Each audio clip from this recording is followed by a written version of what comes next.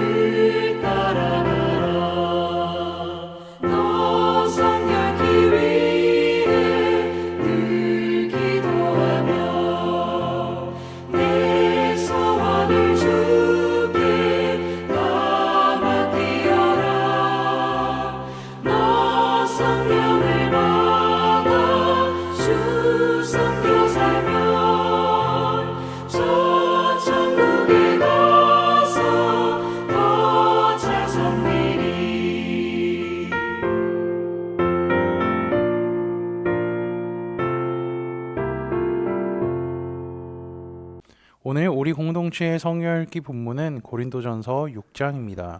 그중 1절에서 11절까지를 읽고 말씀을 나누도록 하겠습니다. 너희 중에 누가 다른 이와 더불어 다툼이 있는데 구태여 불의한 자들 앞에서 고발하고 성도 앞에서 하지 아니하느냐? 성도가 세상을 판단할 것을 너희가 알지 못하느냐? 세상도 너희에게 판단을 받겠거든 지극히 작은 일 판단하기를 감당하지 못하겠느냐? 우리가 천사를 판단할 것을 너희가 알지 못하느냐? 그러하거든 하물며 세상 일이랴. 그런즉 너희가 세상 사건이 있을 때에 교회에서 경히 여김을 받는 자들을 세우느냐? 내가 너희를 부끄럽게 하려 하여 이 말을 하노니 너희 가운데 그 형제 간의 일을 판단할 만한 지혜 있는 자가 이같이 하나도 없느냐? 형제가 형제와 더불어 고발할 뿐더러 믿지 아니하는 자들 앞에서 하느냐? 너희가 피차 고말함으로 너희 가운데 이미 뚜렷한 허물이 있나니 차라리 불의를 당하는 것이 낫지 아니하며 차라리 속는 것이 낫지 아니하냐? 너희는 불의를 행하고 속이는구나. 그는 너희 형제로다. 불의한 자가 하나님의 나라를 유업으로 받지 못할 줄을 알지 못하느냐?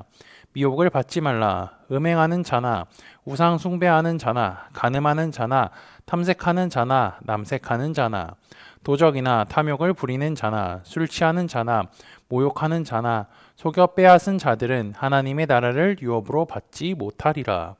너희 중에 이와 같은 자들이 있더니 주 예수 그리스도의 이름과 우리 하나님의 성령 안에서 씻음과 거룩함과 의롭다 하심을 받았느니라. 아멘. 바울은 고린도전서 6장에서 교회가 직면하고 있는 또 다른 문제를 제기합니다. 5장에서는요, 음행한 자들에 대한 문제를 제기했고요. 6장에서는 교인 서로 간의 법적인 문제와 그리고 그 뒤에는 음행을 행하는 사람들에 관한 문제를 다시 한번 이야기하고 있습니다. 바울이 이야기하는 문제는요, 고린도 교회 성도들도 잘 알고 있는 것들입니다. 왜 제가 이렇게 얘기하면요, 2절, 3절, 9절에서 너희가 알지 못하느냐는 질문을 반복하기 때문입니다. 복음으로 세워진 교회가 선한 영향력을 끼치고 하나님의 영광이 드러나는 삶을 살아가야 하는데 고린도 교회는 그러지 못했습니다. 세상적 가치 기준이 교회 안으로 스며들어와서 교회를 세속적으로 만들고 있었습니다. 이에 바울은 먼저 교인 서로 간의 문제를 세속적인 법정에 고소하는 것이 적법한가에 대한 질문을 합니다. 바울은 세상에 의해서 그리스도인들이 판단받고 있다는 사실에 분노를 하기 때문이죠. 이에 그는 교회 안에서 발생하는 분쟁들은 법에 호소하기보다 교회 스스로 해결할 수 있어야 한다고 합니다. 그래서 1절에 교회에서 생긴 문제에 대하여 교회에서 해결하지 못하고 왜 하나님을 경외하지 않는 이방인들 앞에 나가서 판결을 받아야 하는지 묻습니다. 그 다음 2절은요, 바울은 성도가 세상을 판단할 것을 너희가 알지 못하느냐라는 질문을 하죠. 성도가 세상을 판단한다는 것은요, 주께서 훗날 이 땅에 다시 오실 때에 이 세상을 판단하고 하나님께서 통치하시는 천년왕국과 새하늘과 새 땅에서 일어날 일에 대해서 말하고 있는 것입니다. 바울은 성도 간의 문제가 있을 수는 있습니다. 하지만 너희가 그것을 해결할 능력을 구비하지 못하고 있다는 사실에 대해 비판하죠. 고린도 교인들 간의 문제가 구체적으로 어떤 것인지는 자세히 나와 있지는 않지만 세상 법정에 설 정도면 큰 잘못이라고 할 수 있죠. 그런데 한 번 더 생각해서 당시의 시대적 상황을 바라본다면요, 이것은 큰일이 아닐 수도 있습니다. 왜냐하면 당시의 재판은 지금처럼 변호사를 고용해 비교적 쉽게 재판을 진행할 수 있는 게 아니라 어느 정도 사회적 위치와 돈이 있는 사람이 재판을 진행할 수 있었기 때문입니다. 그래서 바울은요, 고린도 교인들의 사소한 소송의 문제를 해결할 능력을 구비하지 못하고 있다는 것에 탄식을 하고 있는 거죠. 바울은 3절에서 그리스도인의 능력이 어느 정도까지 되는지 한 번 더 설명해 주죠. 그는 천사들까지 심판할 수 있다고 합니다. 그가 이러한 근거를 제시할 수 있었던 것은요, 이사야 24장 말씀을 보면 되는데요, 제가 읽어드리겠습니다. 그날에 여호와께서 높은 데에서 높은 군대를 벌하시며 땅에서 땅의 왕들을 벌하시리니 그들이 죄수가 깊은 옥에 모임 같이 모이게 되고 옥에 갇혔다가 여러 날 후에 형벌을 받을 것이라. 이사야에서 말하는 심판을 당하는 대상은요, 타락한 천사, 즉 사탄을 의미합니다. 그리스도인은 이 심판이 있을 때 심판을 받는 대상자가 아니라 주님 곁에서 그것을 바라볼 사람이기 때문입니다. 그러니 세상 일도 그러하지 않겠다라고 이야기하는 거죠. 그렇게 설명하여 혹여 성도들 안에 싸움이 생겼을 때 그것을 법정으로 가져가야 할 일이 생기게 된다면 교회 밖에 사람들에게 심판을 받을 것인지에 대한 질문을 다시 한 번 더 합니다. 바울이 왜 이러한 질문을 하냐면요, 문제의 시작은 교회 안에서 되었는데 이것을 교회 밖에서 해결할 것인가라고 묻는 것과 같습니다. 그는 교회 안의 문제를 판단할 만한 지혜로운 사람이 있는지 없는지 물어봅니다. 왜 이런 질문을 하냐면요, 앞에서 고린도 교회 교인들은 스스로가 지혜롭다고 주장했던 것을 우리는 기억하고 있을 것입니다. 그것에 대해서 바울은 정면으로 비판하는 질문입니다. 바울이 생각하는 지혜 있는 자는 어떠한 사람일까요? 자기 자랑을 함으로써 분파를 만드는 사람이 아니라 교회의 문제를 성경 말씀의 근거로 해결하고 서로 대결하는 국면을 조정하여 화해를 만드는 자가 지혜로운 사람이라고 바울은 생각했습니다. 그러니 교회 안에 분쟁을 해결하기 위해서 지혜로운 사람을 세울 것을 요청하는 거죠. 바울은 어째서 형제와 형제가 서로 고발하고 이러한 추태를 믿지 않는 자 앞에서 보여주냐고 합니다. 교회 안의 문제를 교회 공동체가 스스로 해결하지 못하고 세상 법정에 나가서 해결하는 태도는 기본적으로 신앙적이지 못할 뿐만이 아니라 어리석은 태도라고 바울은 생각하기 때문입니다. 그래서 7절에 보면 이렇게 표현을 합니다. 너희가 피차 고발함으로. 이들이 서로 고발했다는 것은요, 그리스도인으로서 실패했다고 할 수 있는 겁니다. 바울은 오히려 그리스도인이라면 세상의 법정에 서서 판단받기보다는 오히려 그 법에 호소하는 것을 포기하고 스스로 불의를 당하고 속임을 당하는 것이 더 낫다고 생각하죠. 바울의 이러한 태도를 갖는다는 건요, 그리스도인이라면 믿음으로 인해 고난을 받아야 함을 잘 알고 있기 때문에 이제 생각할 수 있고요. 그리고 예수님의 가르침과도 연결되어 있습니다. 마태복음 5장에 보면 이러한 말씀이 있죠. 나는 너희에게 이르노니 악한 자를 대적하지 말라. 누구든지 내 오른뺨을 치거든 왼편도 돌려대며. 이런 예수님의 말씀을 교회가 그대로 실천하기를 바울은 바라고 있는 것입니다. 그리고 7절에서요. 그들의 불의와 속임을 당하지 않기 위하여 세상 법정에서 소송하는 것 자체가 스스로 불의를 행하고 속이는 행위라고 합니다. 왜냐하면 그들이 소송을 한 사람은 누구죠? 믿음의 형제이기 때문입니다. 그리스도 안에서 하나된 믿음의 형제에게 상처를 주고 재정적인 손해를 입히는 것은 용납될 수 없다는 겁니다. 왜냐하면 그들이 서로 고소하고 상대방을 공격하게 되면 어떤 문제가 일어날까요? 그리스도의 몸인 교회가 손상을 입을 것이기 때문입니다. 따라서 바울은 그리스도인은 세상 속에서 살아가지만 세상의 가치관이 아니라 하나님의 말씀을 따라 살아가야 하는 자임을 강조합니다. 그리고 9에서 11절은요, 부도덕한 사람들에 관한 내용을 이야기하는데 어떠한 사람들이 나오냐면 하나님의 나라를 받지 못하는 사람에 대해서 9절에서 10절에 기록되어 있습니다. 불의한 자, 음행하는 자, 우상숭배하는 자, 간음하는 자, 남색하는 자, 탐색하는 자, 도적이나 탐욕을 부리는 자 등 말이죠. 바울이 열거한 이 사람들은 세상의 모든 사람들이라면 다 한 가지가 해당됩니다. 그리고 바울은 너희 중에 이 같은 자들이 있었다라고 하죠.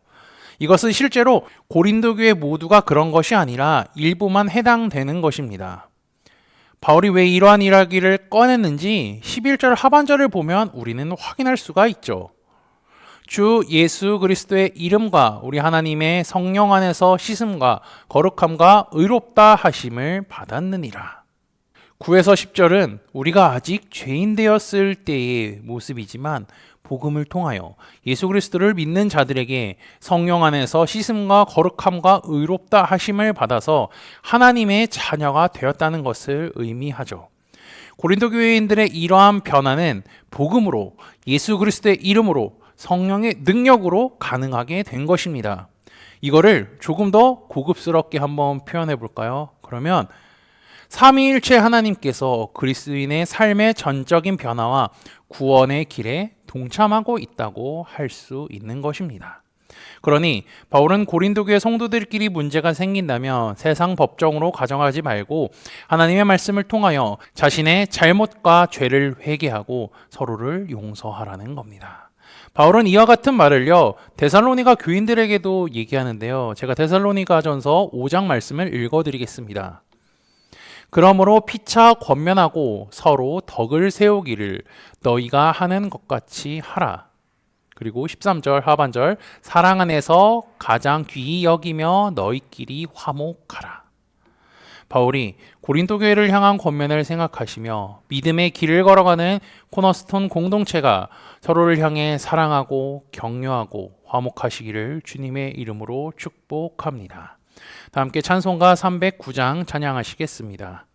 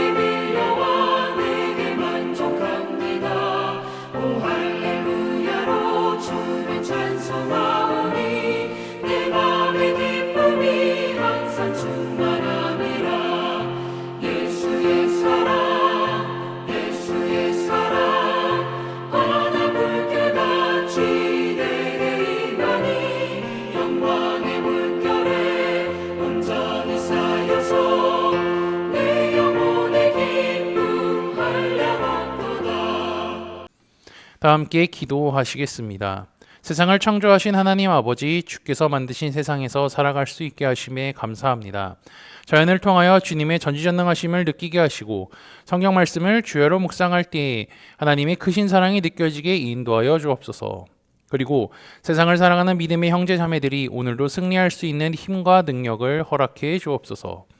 바울은 고린도 교회 내부의 문제를 해결하지 못하는 그들을 보며 스스로 지혜 있는 척하지만 사실 지혜가 없음을 지적했습니다. 지혜로운 자들은 세상의 법정까지 문제를 끌고 나오는 것이 아니 하나님의 말씀에 순종하여 교회 안에서 문제를 원만하게 해결하는 자임을 알려주었습니다. 아울러 바울이 그렇게 권면한 이유는 서로가 덕을 세우며 사랑하고 귀히 여기며 화목하라는 뜻임을 말씀을 통해 깨닫게 하시니 감사합니다. 사탄이 제일 좋아하는 것은 성도들끼리의 싸움, 시기 질투임을 잊지 않게 하시고 믿음의 길을 걸어가는 코너스톤 형제자매들도 서로를 사랑하고 격려하고 화목하게 인도하여 주옵소서. 지난주 말씀을 기억하며 기도합니다. 하나님께서 하신 승천의 말씀이 예수님이 승천하심으로 그대로 이루어진 것과 승천하신 주님이 하나님 보좌 우편에 앉아 계신다는 것을 말씀을 통해 깨닫게 하시니 감사합니다.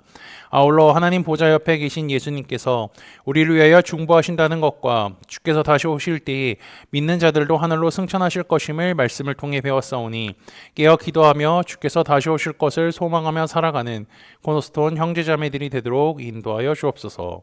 예수 그리스도의 이름으로 기도합니다. 아멘. 이 시간 합심으로 기도할 제목들을 나눕니다. 먼저 형제 자매들의 고통을 위해 기도하시고요. 복음을 듣고 구원받는 사람이 많아지기를 위해 기도하시기 바랍니다. 교회를 이끌어 가시는 사랑하는 담임 목사님과 사역자들을 위해 기도해 주시기 바라며 오늘 진행되는 목요 목회자 세미나를 위해 소그룹원들을 위해 환호의 건강과 회복을 위해 각자 가지고 계신 기도의 제목들을 놓고 기도하시기를 바라며 오늘도 주 안에서 승리하십시오.